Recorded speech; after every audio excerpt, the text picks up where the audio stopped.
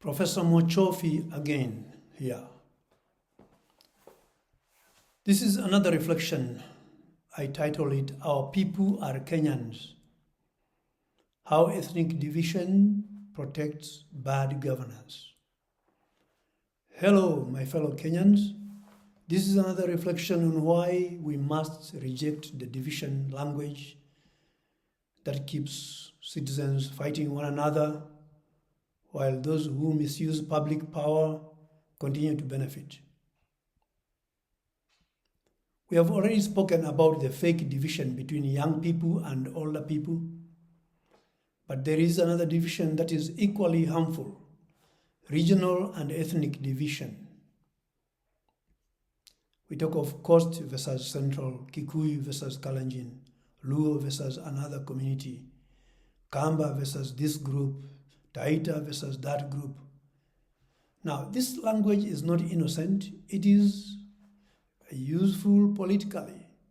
It is not often used to prevent Kenyans from developing a unified citizen, or rather it is actually used specifically to prevent Kenyans from developing a unified citizen of Kenya, unified citizenship.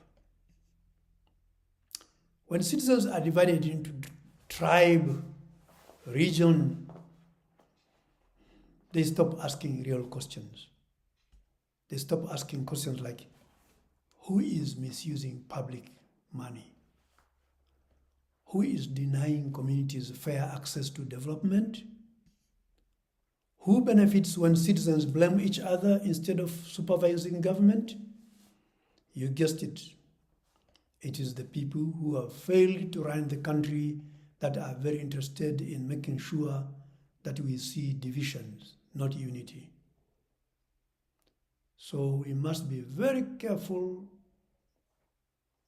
with phrases such as our people. Because when we say our people, who is our people? Who are not our people when we are all Kenyans? Which people are we referring to when we say our people? If we are speaking constitutionally, our people are Kenyans. The Constitution does not create first-class, second-class citizens, or third-class citizens depending on where they were born. Article 39 says that every citizen has the right to enter, remain in, and reside anywhere in Kenya. That means a Kenyan in Mombasa, Kisumu, Nairobi, Eldoret, Garissa, Nyeri, Kitui, Taita Taveta, Turkana, Marsabit, or Busia is still a Kenyan. Ethnic propaganda works by pretending that whole communities are one thing. That's why people say Watu, our people. But no community is one thing. Kikuyu people are not one uniform group. They live in all areas of Kenya in the same manner that you could find a Taita person in Kericho, Eldoret, and you find a person who is Kalenjin in Taveta, or any other place for that matter. Now, some people are rich and others are poor, and you find them from any ethnic group. Some have influence, and many are struggling. The same is true of Kalenjin, Luo, Luya, Kamba, Taita, Mijikenda, Somali, Masai, Kisii, Meru, Turkana, Embu, Samburu, and all other Kenyan communities. You find young people suffering from the ravages of alcoholism in Nyeri, in Taita, in any other ethnic group. So there's no reason for us to be thinking in ethnic terms. We should be thinking about how Kenya can become a better place and how can we contribute to that. And I'm arguing that the way we think is what defines what we end up with. There are rich people in places described as marginalized, And there are poor people in places described as privileged. So if we think clearly, poverty is not explained simply by tribe. Poverty is better understood through unfair access to resources, poor governance, exclusion, weak institutions, and the misuse of public power by corrupt individuals and protected networks. This is where we must return to the deeper moral issue. Selfishness is the mother of corruption, and selfishness is the child of unexamined desire. A leader may desire power, wealth, control, or status. If that desire is not examined, the person becomes selfish.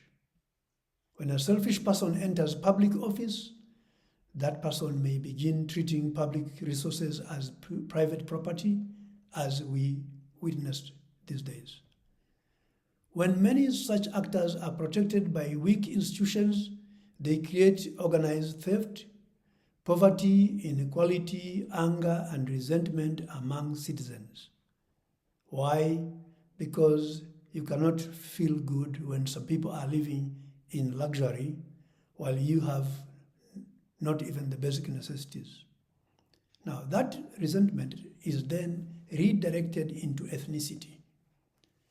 Instead of citizens asking why public money was stolen, they are encouraged to ask, which tribe stole it?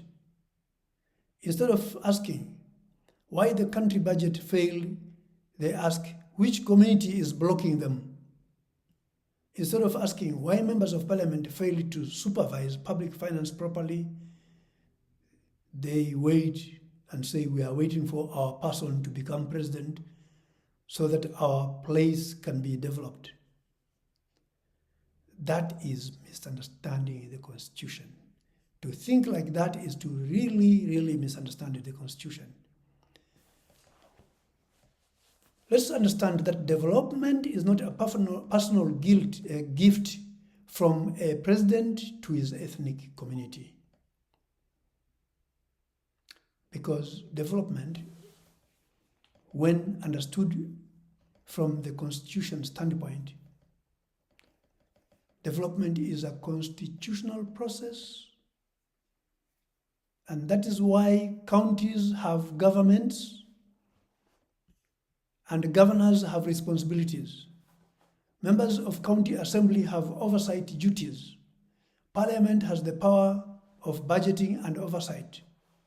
Public finance must allow Article 201, which requires openness, accountability, fairness, public participation, and responsible use of public money. That is the guiding post, not which tribe or which person is in power. So devolution exists partly to ensure equitable sharing of national and local resources throughout Kenya. That was the whole spirit of devolution. So when citizens believe that their place can only develop when their person becomes president, they have already been trapped by propaganda. The Constitution gives us a better path. Citizens must engage county governments. Citizens must question members of county assembly.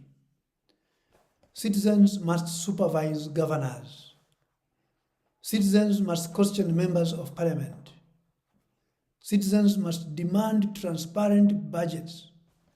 Citizens must ask how revenue is shared, how money is spent, and who benefits.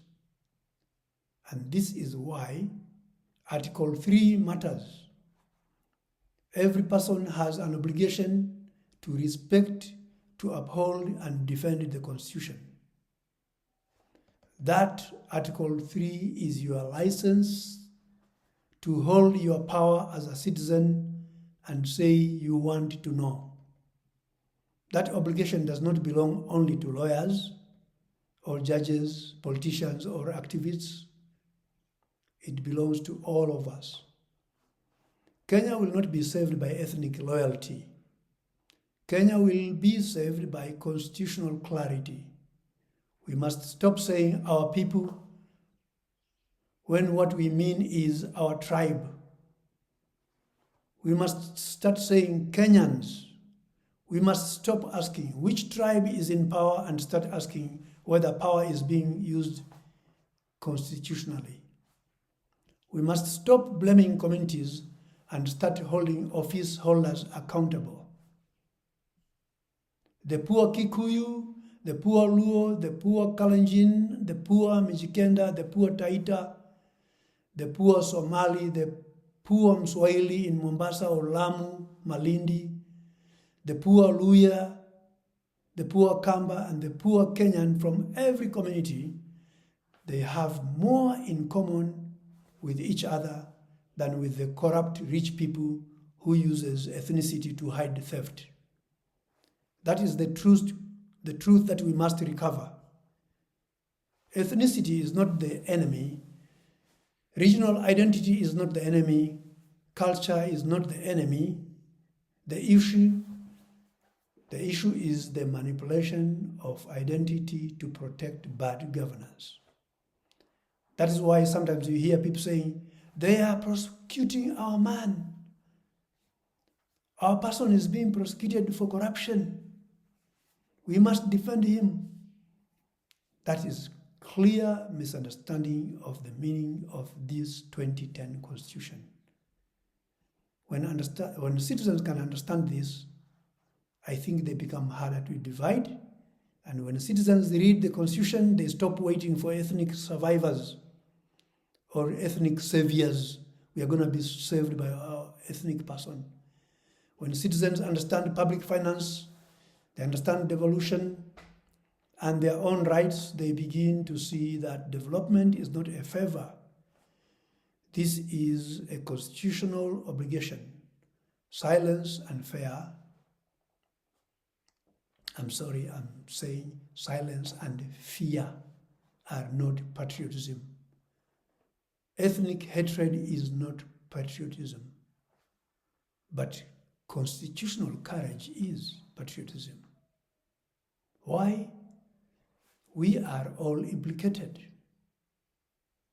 Again, if you like this conversation to uplift our civic education, please subscribe, share, and let's make Kenya a better nation for all Kenyans.